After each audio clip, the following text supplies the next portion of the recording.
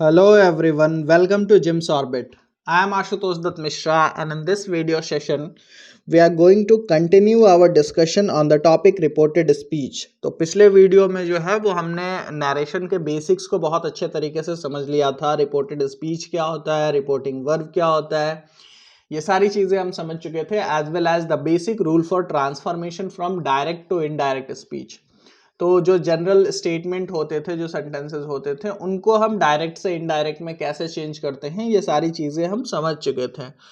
But आपके examination में जिस टॉपिक से क्वेश्चन सबसे ज़्यादा आते हैं, अगर आपको रिपोर्टेड स्पीच से क्वेश्चन आता भी है तो either it is from command, request और ऑर्डर और interrogative sentences. So in this video we are going to discuss transformation from direct to indirect of interrogative sentences as well as imperative sentences। तो इस video में जो दो सबसे important narration का part है, यानी कि इंट्रोगेटिव सेंटेंसेस और इंपेरेटिव सेंटेंसेस को कैसे चेंज करते हैं, वो हम पढ़ने वाले हैं। So let's begin. हाँ, तो देखिए, ट्रांसफॉर्मेशन इन इंट्रोगेटिव सेंटेंसेस, अभी तक जो हमने पढ़ा था वो इंट्रोगेटिव नहीं, जनरल स्टेटमेंट्स होते थे और उसको हम ट्रांसफॉर्म कर रहे थे, जिसमें 4 चेंजेस करते थे, आपको याद होगा।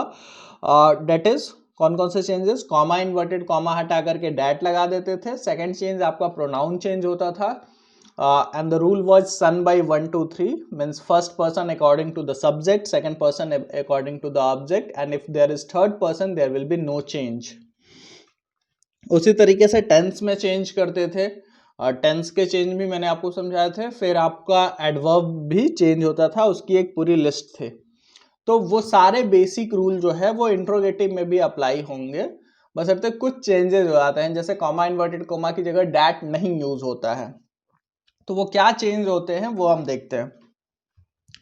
फर्स्ट ऑफ ऑल, इसमें रिपोर्टिंग वर्ब में भी एक चेंज हो जाता है। जैसे रिपोर्टिंग वर्ब जो से हुआ करता है, उसको आप आस्क या इंक्वायर में बदल देते हैं according to the sense of that question. या तो पूछा जा रहा है या इंक्वायरी की जा रही है, दोनों अलग अलग चीजें हैं। तो अगर इंट्रोगेटिव है तो आप रिपोर्टिंग वर्ब जो से है डायरेक्ट में, उसको आप आस्क या इंक्वायर में चेंज कर दोगे।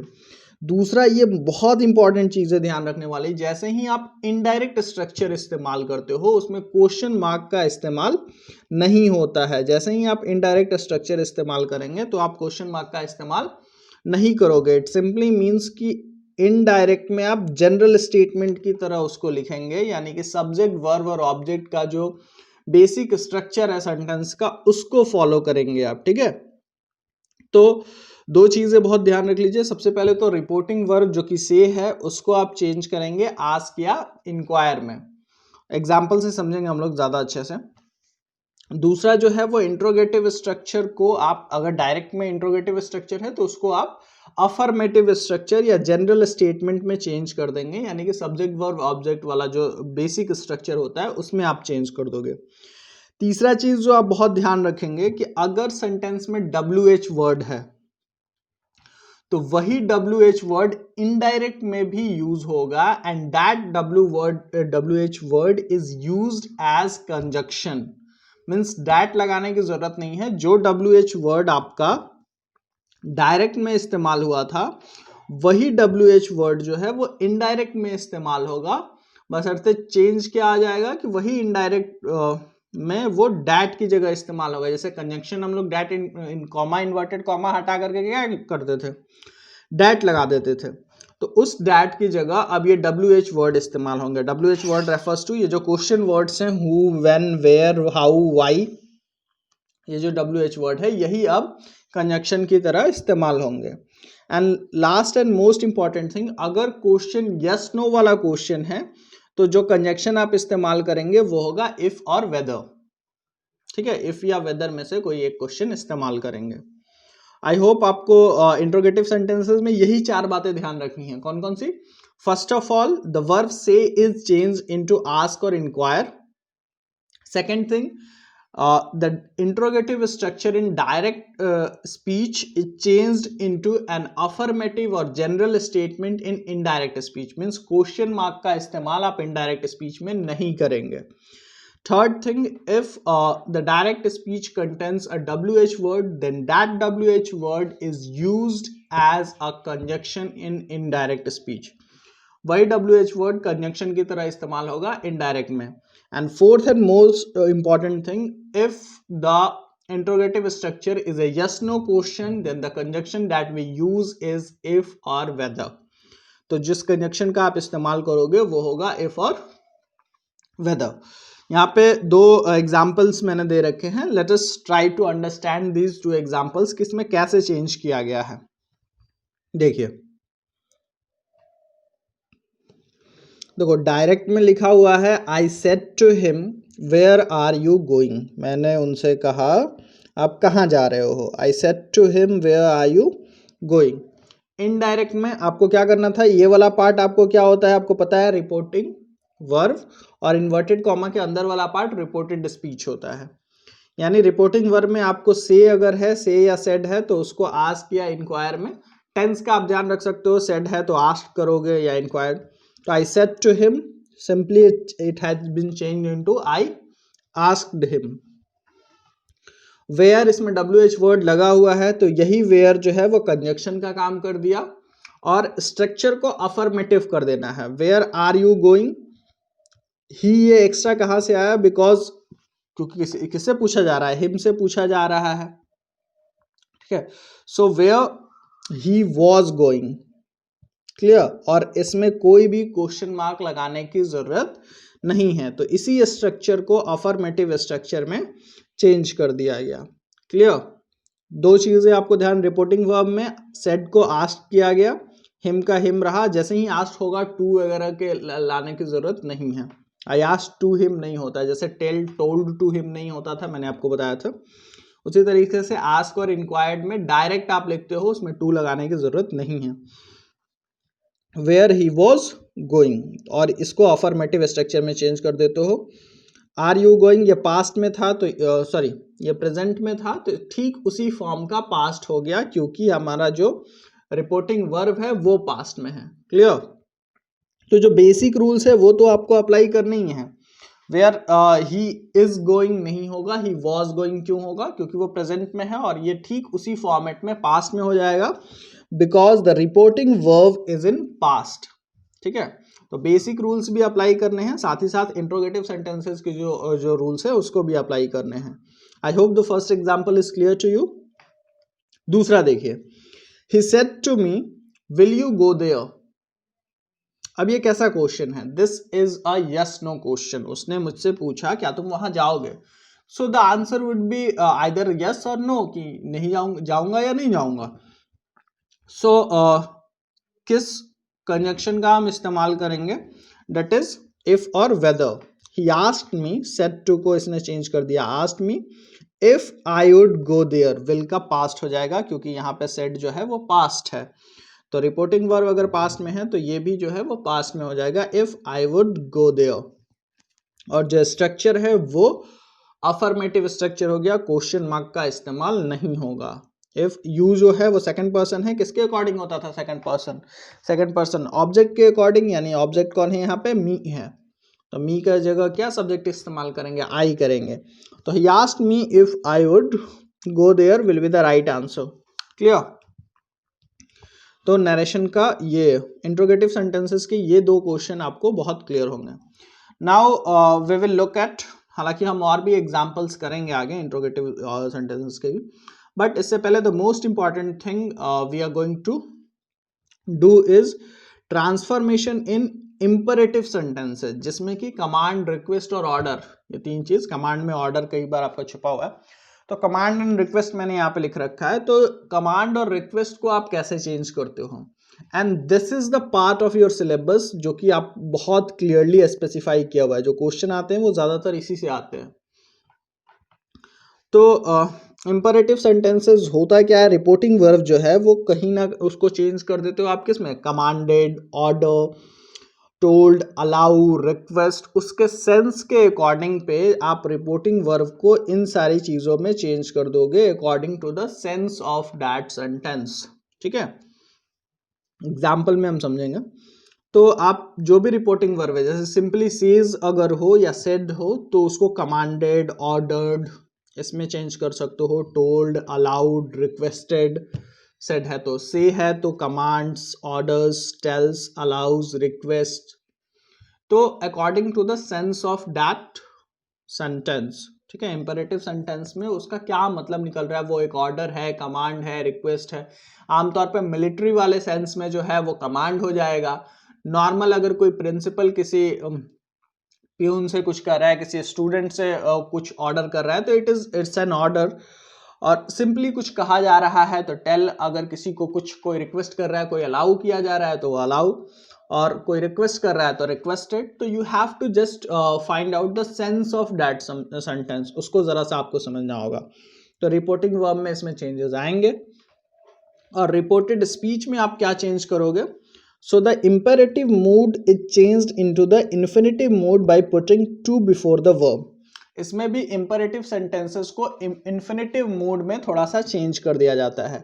imperative sentences को imperative अब नहीं रहने दिया जाता है, जैसे ही आप indirect करते हो वो भी एक general structure में आता है, और उसमें उसको जनरल करने के लिए हम infinitive का इस्तेमाल करते हैं। infinitive का इस्तेमाल करने का मतलब 2 + V1, तो जो भी मेन वर्ब रहता है हम उसके आगे टू लगा करके उस सेंटेंस का जो मूड है वो इंपेरेटिव से इन्फिनेटिव में चेंज कर देते हैं। और अगर नेगेटिव सेंटेंस है, in case of negative sentences the auxiliary do is drop two is placed after not. और अगर वो नेगेटिव सेंटेंस है और उसमें डू वगैरह लगा हुआ है तो डू को हटा देते हैं, और जो टू इस्तेमाल करते हैं वो नॉट के बाद करते हैं, ठीक है, not to go, not to do that, ठीक है। तो ये चीजें हैं, दो ही चीजें आपको इंपेरेटिव सेंटेंस में ध्यान रखनी है। पहला कि जो रिपोर्टिंग वर्ब है उसको सेंस के according command, order, tell, allow या रिक्वेस्ट में चेंज करते हैं। और जो रिपोर्टेड स्पीच का जो स्ट्रक्चर है उसके इंपेरेटिव मूड को किस में, इन्फिनेटिव मूड में चेंज करते हैं, यानी कि 2 + V1 का इस्तेमाल हम करते हैं। और अगर नेगेटिव है इंपेरेटिव में, मतलब इंपेरेटिव नेगेटिव सेंटेंस है, तो आप टू जो है वो नॉट के बाद प्लेस्ड करेंगे। Clear? So these two things that you keep in your mind. Now let us see some examples here. देखिए यहाँ पे कुछ एग्जांपल है। She said to me, open the window. अब इस सेंटेंस में क्या है, बहुत ही सिंपल सेंटेंस है। उसने मुझसे कहा कि खिड़की खोल दो, तो इट्स अ सिंपल ऑर्डर। कोई आपके घर का एल्डर आपसे कह सकता है।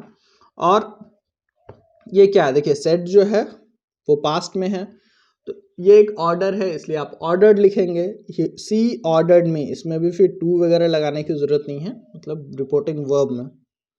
और open the window is an imperative sentence, it's a simple order, तो उसको आप इस इंपेरेटिव सेंटेंस के मूड को इन्फिनेटिव मूड में चेंज करेंगे। तो टू ओपन, जो आपका वर्ब है वो ओपन है, उसके आगे टू लगा देंगे, टू ओपन द विंडो, बाकी सारी चीजें वही रहेंगी, ठीक है। तो she ordered me to open the window, ये एक बहुत सिंपल सा एग्जांपल था आपको इंपेरेटिव सेंटेंस का। Let us see the next example. The captain said to the soldiers attack the enemy. अब आमतौर पे मिलिट्री के सेंस में है, तो ये कमांड का सेंस दे रहा है कि कैप्टन ने सोल्जर्स को एक तरीके से कहा, तो ये नॉर्मल तरीके से नहीं, ये एक कमांड था कि एनिमी पे अटैक करो। So the answer would be the captain commanded the soldiers, attack हमारा वर्ब है, उसके आगे टू लगा देंगे, to attack the enemy. So it's quite simple, imperative sentence is also quite simple. Clear? She said to me, open the window. She ordered me to open the window. The captain said to the soldiers, attack the enemy. Change हो जाएगा, the captain commanded the soldiers to attack the enemy. Now let us see some more examples. देखिए जितने ज़्यादा examples आप देखेंगे उतनी चीज़ें आपको क्लियर होगी। और आप प्रीवियस ईयर क्वेश्चंस भी हम लोग कुछ करेंगे इन द नेक्स्ट सेशन, और सैम्पल क्वेश्चन जिस तरीके से आपके एग्जामिनेशन में या इस साल जो सैम्पल क्वेश्चन आया है वो भी हम लोग करेंगे। और आप ज़्यादा से ज़्यादा जो क्वेश्चन अगर खुद से सॉल्व करेंगे, इन्हीं सारी चीज़ों को, इन्हीं सारे बेसिक रूल्स को, और जो मैंने इंट्रोगेटिव में रूल्स बताए, इंपेरेटिव में रूल बताए, बस उसी को नोट डाउन कर लीजिए, उसी को फॉलो कीजिए और क्वेश्चन बनाइए, बिल्कुल बनेगा। The more question you solve you will be much confident in your examination hall. हम यहाँ पे कुछ और एग्जांपल्स देख लेते हैं, लेट अस सी।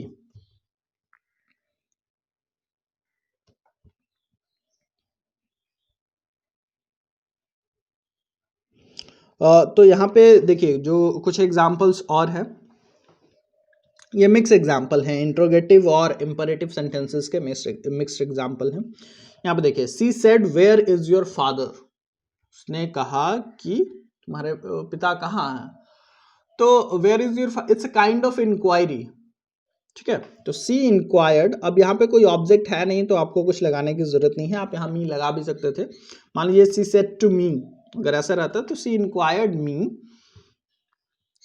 अब वेयर, अगर ऑब्जेक्ट नहीं है तो आप थर्ड पर्सन मान के चलते हैं कि उसने मुझसे कहा। तो she inquired where his father was, और ये जो स्ट्रक्चर है वो आपको क्या, क्वेश्चन मार्क तो पहले ही हटा देना है जैसे ही आप इनडायरेक्ट में करते हो। तो जनरल स्ट्रक्चर इस्तेमाल करना है और अफर्मेटिव स्ट्रक्चर इस्तेमाल करना है। सेड की जगह इंक्वायर्ड हो गया, आस्क्ड या इंक्वायर, सेड है तो इंक्वायर्ड पास्ट में, और भले ही ये प्रेजेंट में दिख रहा है लेकिन आपका रिपोर्टिंग वर्ब जो है वो पास्ट में है, तो इसलिए ये भी क्या हो जाएगा, पास्ट में हो जाएगा। और वेयर हिज फादर वाज क्यों हुआ, योर की जगह हिज क्यों हुआ, योर कौन सा प्रोनाउन है, सेकंड पर्सन का पॉजिटिव सेंस में, सेकंड पर्सन किसके अकॉर्डिंग, ऑब्जेक्ट के अकॉर्डिंग, और ऑब्जेक्ट यहाँ कुछ भी नहीं है तो ऑब्जेक्ट को हम क्या मान के चलते हैं, थर्ड पर्सन लेकर के चलते हैं ही के सेंस में। So where his father was, अगर वहां पे वो मी रहता तो क्या हो जाता, where my father was. Clear है। नेक्स्ट एग्जाम्पल देखिए, he said to me please take your book, उसने मुझसे कहा अपनी किताब प्लीज ले लो। देखिए जब भी इंपेरेटिव सेंटेंस में इस तरह के प्लीज वगैरह जैसे वर्ड्स का इस्तेमाल होगा, आप उसको इनडायरेक्ट बदलते वक्त प्लीज और काइंडली ये सारी वर्ड्स जो है उसको ड्रॉप आउट कर दोगे। तो ही ये क्या एक तरीके का रिक्वेस्ट का सेंस, वो सिर्फ प्लीज वर्ड, काइंडली वर्ड, ये सिर्फ सेंस देने के लिए लगा हुआ है। तो he said to me please take your book, तो प्लीज लग गया तो ये आराम से क्या हो गया, रिक्वेस्ट हो गया। अगर वो प्लीज नहीं लगा होता तो वो ऑर्डर भी हो सकता था। तो सेड टू मी पास्ट हो गया, तो यहाँ पे क्या करेंगे, ही रिक्वेस्टेड मी। इंपरेटिव मूड को किसमें चेंज कर देना है, 2 + V1 यानी कि इन्फिनेटिव मूड में चेंज कर देना है। टेक हमारा वर्ब है तो to take my book, your जो है वो सेकंड पर्सन है, किसके अकॉर्डिंग, ऑब्जेक्ट के अकॉर्डिंग। अब देखिए यहाँ पे ऑब्जेक्ट मी अवेलेबल है तो क्या हो गया, मी का माई उसी सेंस में। तो आपको नंबर और केस का ध्यान रखना है। तो he requested me to take my book, my क्यों हुआ ये समझ में आ रहा है। योर जो है वो प्रोनाउन चेंज हुआ, योर सेकंड पर्सन है, सेकंड पर्सन ऑब्जेक्ट के अकॉर्डिंग, ऑब्जेक्ट वहां पे मी है तो मी के अकॉर्डिंग ये आपको माई हो जाएगा। Clear. Now the third example, let us look at, the principal said to the peon let this boy go out. अब ये क्या, प्रिंसिपल प्यून को कुछ कर रहा है तो इट्स क्वाइट अंडरस्टैंडेबल कि वो एक ऑर्डर ही होगा। सो द प्रिंसिपल सेड है पास्ट में तो ऑर्डर्ड, द प्यून क्या है यहाँ पे verb, go, to let that boy go out, let भी वर्ब है तो to let that boy, this जो है वो आपका क्या है यहाँ पे एक एडवर्ब की तरह है, दिस दैट में चेंज होता था तो दिस बॉय की जगह क्या हो गया, दैट बॉय गो आउट, ये भी बन गया। Clear. Last example, he said to her do you like apples. अब ये क्या है, ये एक यस नो क्वेश्चन है तो इफ या वेदर लगा करके बनाएंगे, क्या आपको एप्पल पसंद है, हाँ या ना में ही आंसर हो सकता है। He asked her, said to को क्या नॉर्मल क्वेश्चन है, आस्क कर दिया, if she liked apples, you जो है वो सेकंड पर्सन है, किसके अकॉर्डिंग, ऑब्जेक्ट के अकॉर्डिंग, ऑब्जेक्ट हर है तो यहाँ पे सब्जेक्ट की तरह उसको इस्तेमाल करना है तो सी कर देंगे। और चूंकि ये पास्ट में है तो ये लाइक भी पास्ट में हो जाएगा यानी कि लाइक्ड और apples, simple structure, subject plus verb plus object, she liked apples. तो इसमें क्वेश्चन मार्क नहीं इस्तेमाल करेंगे। He asked if her if she liked apples. I hope आपको इतने सारे एग्जाम्पल्स से इंट्रोगेटिव सेंटेंसेस और इंपरेटिव सेंटेंसेस में डायरेक्ट टू इनडायरेक्ट का चेंज कैसे करते हैं ये बहुत क्लियर होगा। In the next session of narration, we will do previous year question as well as sample questions from your question papers. Okay, thanks for watching this video. Please do subscribe to our channel and have a great day.